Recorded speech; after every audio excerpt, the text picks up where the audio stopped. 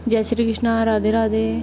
मोहग्रस्त होकर अपने कर्तव्य पथ से हट जाना मूर्खता है, क्योंकि इससे ना तो तुम्हें स्वर्ग की प्राप्ति होगी और ना ही तुम्हारी कीर्ति बढ़ेगी। इस भौतिक संसार का यह नियम है, जो वस्तु उत्पन्न होती है कुछ काल तक रहती है, अंत में लुप्त हो जाती है, चाहे वह शरीर हो या फल हो। यदि कोई व्यक्ति प्रेम से, भक्ति से पुष्प, फल, जल भी मुझ पर चढ़ा दे तो उसी भाव से मैं उसे स्वीकार करता हूँ। वह मेरा प्रिय भक्त होता है। उससे मत डरो जो वास्तविक नहीं है, ना कभी था ना कभी होगा। जो वास्तविक है वो हमेशा था और उससे कभी नष्ट नहीं किया जा सकता। जीवन में आधे दुख इस कारण जन्म लेते हैं क्योंकि हमारी आशाएं बड़ी होती है। इन आशाओं का त्याग करके देखो, जीवन में सुख ही सुख है। अपने परम भक्तों जो हमेशा मेरा स्मरण या एक चित्त मन से मेरा पूजन करते हैं, मैं व्यक्तिगत रूप से उनके कल्याण का उत्तरदायित्व लेता हूँ। जन्म लेने वाले के लिए मृत्यु उतनी ही निश्चित है जितने कि मृत होने वाले के लिए जन्म लेना। इसलिए जो अपरिहार्य है उस पर शोक मत करो।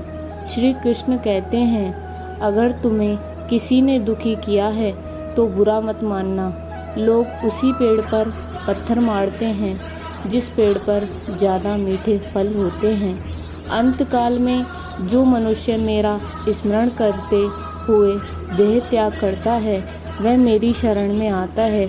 इसलिए मनुष्य को चाहिए कि वह अंतकाल में मेरा चिंतन करे। यह सच बात है कि भूल करके इंसान कुछ सीखता है, परंतु इसका यह मतलब नहीं कि वह जीवन भर भूल करता रहे और कहे कि हम सीख रहे हैं।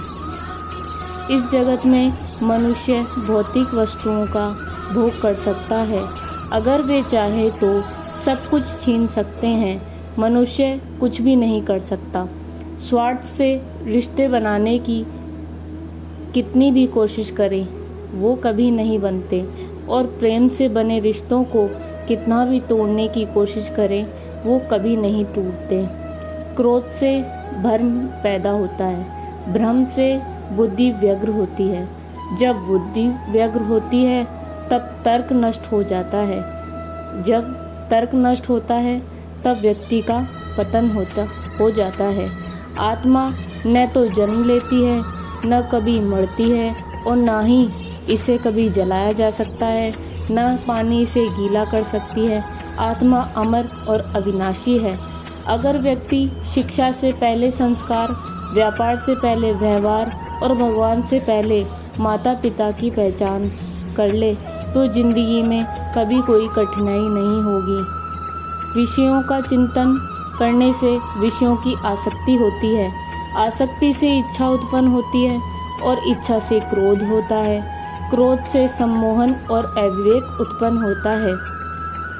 प्राणी अपने पुराने कपड़ों को उतारकर फेंक देता है और नए धारण करता है। उसी प्रकार यह आत्मा पुराने शरीर से त्याग करके नया शरीर प्राप्त करती है। तुम उसके लिए शोक करते हो जो शोक करने योग्य नहीं है, और फिर भी ज्ञान की बातें करते हो। बुद्धिमान व्यक्ति ना जीवित और ना ही मृत व्यक्ति के लिए शोक करते हैं। मन की गतिविधियों, होश, श्वास और भावनाओं के माध्यम से भगवान की शक्ति सदा तुम्हारे साथ है और लगातार तुम्हें बस एक साधन की तरह प्रयोग कर सभी कार्य कर रही है। हर किसी के अंदर अपनी ताकत और अपनी कमजोरी होती है। मछली जंगल में नहीं दौड़ सकती और शेर पानी में राजा नहीं बन सकता। इसलिए अहमियत सभी को देनी चाहिए। धर्म युद्ध में कोई भी व्यक्ति निष्पक्ष नहीं रह सकता। धर्म युद्ध में जो व्यक्ति धर्म के साथ नहीं खड़ा, इसका मतलब वह अधर्म का साथ दे रहा है, वह अधर्म के साथ खड़ा है। अगर कोई मनुष्य हमारे साथ बुरा कर रहा है तो उसे करने दो, यह उसका कर्म है और समय उसके कर्म का फल उसे ज़रूर देगा। लेकिन हमें कभी भी किसी के साथ बुरा नहीं करना, क्योंकि यही हमारा धर्म है। जन्म लेने के लिए मृत्यु उतनी ही निश्चित है जितना कि मृत वाले के लिए जन्म लेना।